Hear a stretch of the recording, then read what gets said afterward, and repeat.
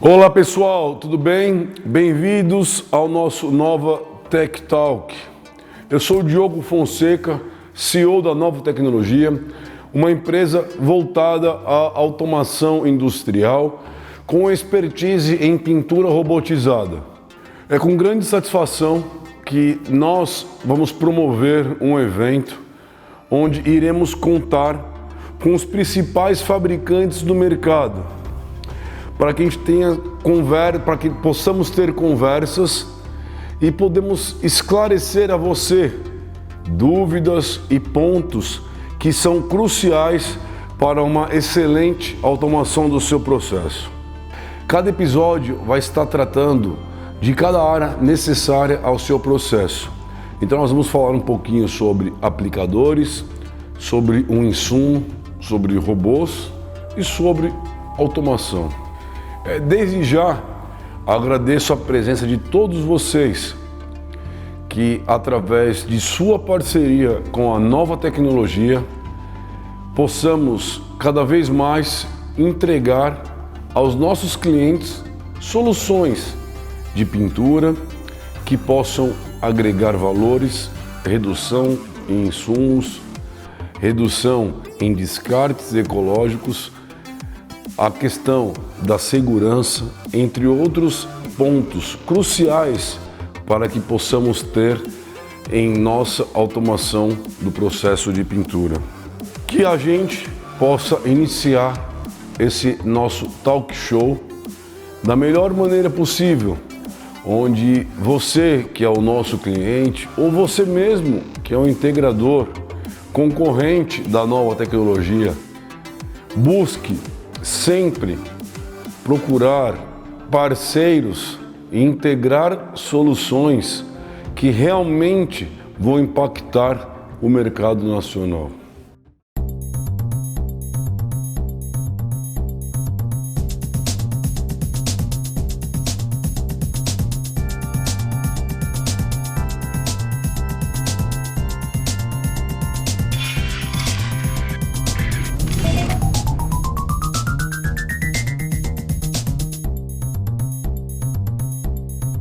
Olá pessoal, tudo jóia? Bem-vindo ao nosso talk show da pintura.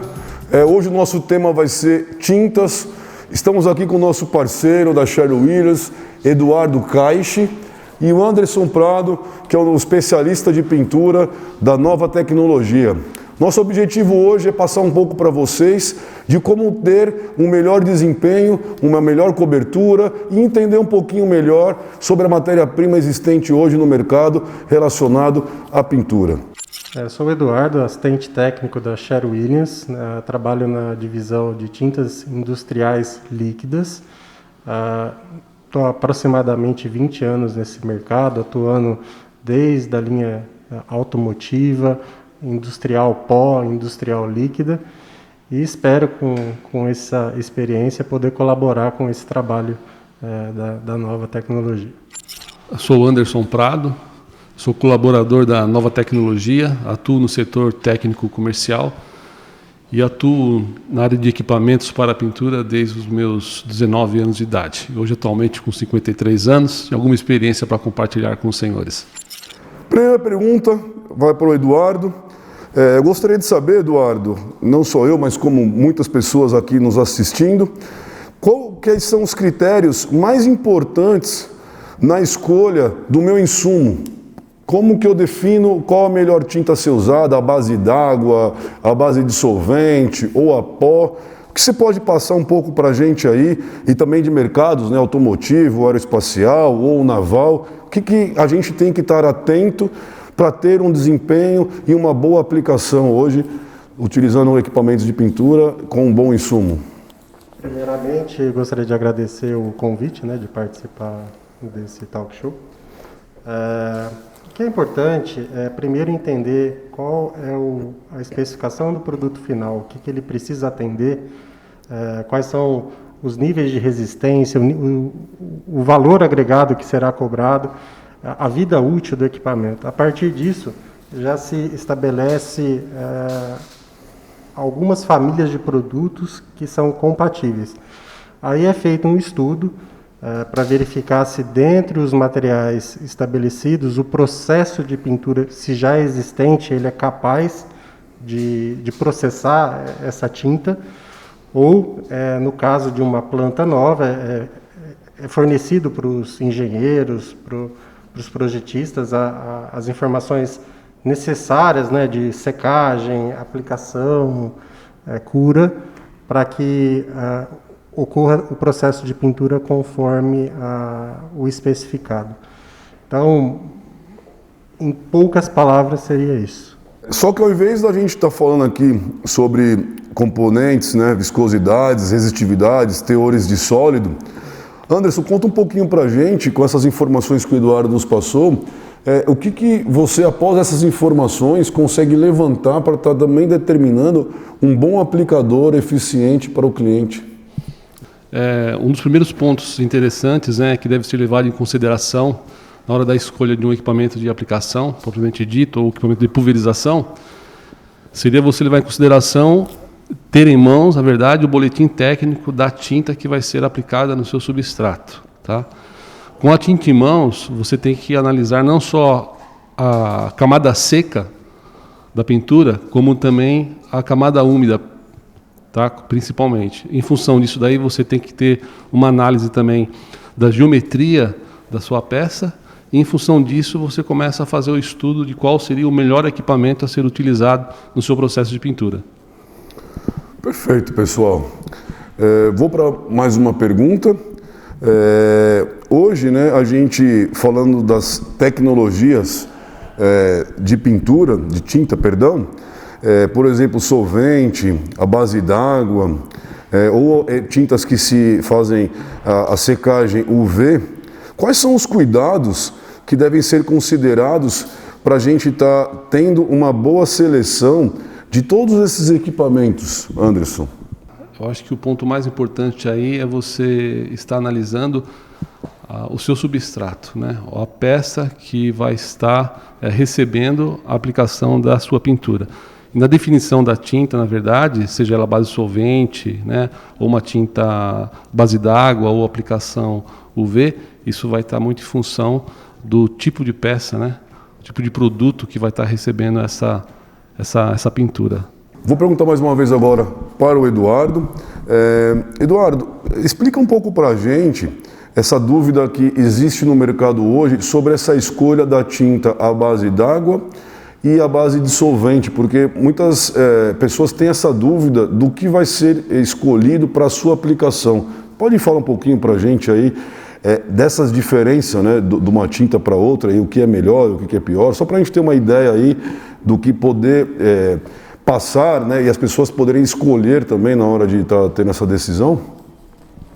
Sim, basicamente, o mercado, por muitos anos, sempre utilizou o sistema base solvente. E por demandas de legislação, por normas das próprias fabricantes dos produtos finais, há uma movimentação no mercado em encontrar soluções com menos emissão de compostos orgânicos voláteis. E um dos caminhos é o sistema base água, tem as tintas autossólidos, tintas em pó, ultravioleta, enfim. É importante na definição, quando o processo vai utilizar base água, tem que ser estabelecido um pré-tratamento correto, porque essas tintas possuem uma maior sensibilidade às condições de processo. Então, o pré-tratamento ele tem que ser muito bem feito para que a aplicação do sistema base água traga o resultado esperado. Então, entende-se que uma aplicação à base de solvente, ela é muito mais simples a gente se manusear do que uma aplicação à base d'água, que você tem alguns fatores essenciais para ter uma boa aplicação, que pode ser que na base de solvente não seja tão impactantes. Eu diria que o sistema base solvente ele é menos sensível a algum desvio do processo. Perfeito. Já o base água ele precisa de um processo muito mais controlado, desde do substrato até parâmetros como umidade relativa, temperatura, enfim, para que o processo funcione. Perfeito. Anderson, essa pergunta vai para você, juntamente ao Eduardo, que eu creio que vocês dois possam estar complementando. Quais são geralmente as geometrias e os substratos de peças que possam estar recebendo aí uma pintura eletrostática?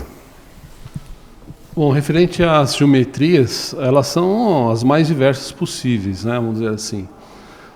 Porém, você vai ter sempre um melhor rendimento com o eletrostático, por exemplo, no perfil redondo, por exemplo, ou um perfil quadrado, né? Vamos dizer assim, dependendo da peça, da geometria da peça é muito complexa, você vai ter alguns cantos ali que você pode dificultar a aplicação com o eletrostático devido ao campo de Faraday.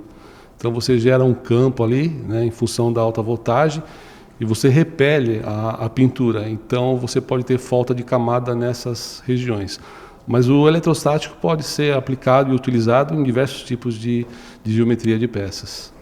Perfeito. Eduardo, queria que você me comentasse também sobre isso um pouquinho, com relação à tinta eletrostática. Ela é uma tinta igual a uma tinta convencional? O que o fabricante de tinta coloca de aditivos ou adiciona à matéria-prima para que ela fique uma matéria-prima homogênea e de fácil aplicação para o aplicador eletrostático? No processo de eletrostático é muito importante a geometria do substrato a ser pintado. Em peças planas, quando aplica a tensão na pistola, você tem um campo magnético formado onde você consegue fazer a transferência da partícula carregada até o seu substrato, onde ela consegue descarregar e fazer a sua transferência com muita eficiência. Em substratos onde você tem cantos, há um impedimento pela formação de gaiola de Faraday, e um dos recursos para que você faça a transferência, você tem que abaixar a tensão da pistola para você aplicar menos carga eletrostática na própria tinta. E aí você consegue fazer essa transferência para essas áreas onde há a presença da gaiola de Faraday. O recurso que os fabricantes de tinta utilizam para permitir que uma tinta consiga absorver a carga estática é fazer o controle da resistividade. Então, através de um balanço correto de resinas, solvente e outras matérias-primas, a gente consegue enquadrar na faixa ideal de resistividade, no qual os fabricantes dos equipamentos, cada um possui uma faixa ideal, a gente ajusta a tinta nessa condição. Perfeito. Essa pergunta eu acho que vai para o Eduardo, que está direcionado à indústria em geral. A gente está vivenciando um momento atípico, pelo menos para esse mercado de pintura, é um mercado que está em muita crescente. Eu gostaria de saber como que vocês hoje estão visualizando ou estão preparados para esses novos desafios que a indústria está nos dando hoje. Se nós pensarmos nas tecnologias de pintura que existem hoje no mundo, a gente pode afirmar que o Brasil já possui acesso à tecnologia. Grandes empresas, grandes montadoras que têm participação internacional, que seguem normas rígidas, elas já utilizam o que já há mais moderno no mundo. O que a gente entende que o Brasil precisa mudar é um pouco sobre a educação na definição do sistema de pintura. Deixar um pouco de lado as escolhas por custo, mas sim começar a enxergar o valor agregado da pintura, buscar um melhor rendimento, buscar uma menor emissão de voláteis para a atmosfera, buscar soluções que vai realmente trazer valor agregado à peça pintada. Então a gente precisa passar por uma transformação cultural no processo de escolha da pintura. Perfeito. Anderson, eu gostaria também que você nos respondesse essa pergunta, porque você atua fortemente aí no mercado nacional em pinturas manuais, em salas de tintas. O que você visualiza aí também, complementando o que o Eduardo está colocando aqui, nessa questão realmente da exibição de custos para o cliente, porque a gente sabe que no mercado de pintura tudo é muito caro e a gente sabe que a única maneira de se justificar um investimento é você tendo informações reais do processo. Como que você enxerga essa colocação do Eduardo de que o cliente realmente precisa dessa mudança de conceito, porque pelo que a gente consegue observar aqui no Brasil, a pintura é uma coisa muito mistificada, vamos dizer assim. É uma coisa que no Brasil são contadas as empresas que possuem capacidades mesmo técnicas, desde uma sala de tinta até o aplicador, fazer toda a solução 100%. Como a nova tecnologia tem essa expertise, eu queria que você falasse um pouquinho sobre esse comentário que o Eduardo falou, que eu acho que é super importante a gente falar, que os equipamentos de pintura são caros sim, e não devem ser balanceados ou realizados estudos ou aumente pegar informações e achar que é caro e não ir a fundo. Por que ele é caro? Quanto eu tenho de eficiência? Qual que é a minha taxa mesmo de transferência real? Quanto eu vou deixar de mandar insumos para a atmosfera? Qual que é a minha redução com as minhas borras de classe 1, que isso também é um problema muito grande hoje dos nossos clientes. Então eu gostaria que você falasse um pouquinho aí para a gente.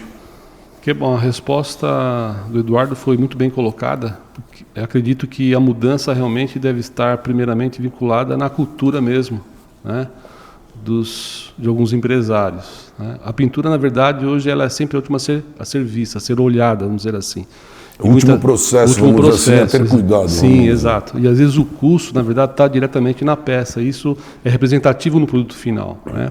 E hoje no mercado de aplicação de pulverizadores, você tem hoje diversas tecnologias onde você tem a possibilidade de aumentar o rendimento de pintura por metro quadrado, em função da tecnologia de pulverização, né? E aí cabe, na verdade, a engenharia de processo analisar, né, esse retorno, custo-benefício. Ele consome 1.000 litros hoje e amanhã ele pode consumir 800 litros, por exemplo, né? Então esse retorno seria um retorno de investimento, né? Então ele está se pagando o equipamento, o investimento, com a economia de material, vamos dizer assim. Perfeito. Eduardo, temos uma pergunta aqui muito interessante, que está ligado à tinta bicomponente. Gostaria de saber o que você pode nos passar sobre a questão de trabalhar com uma catálise automática ou através do sistema hot pot.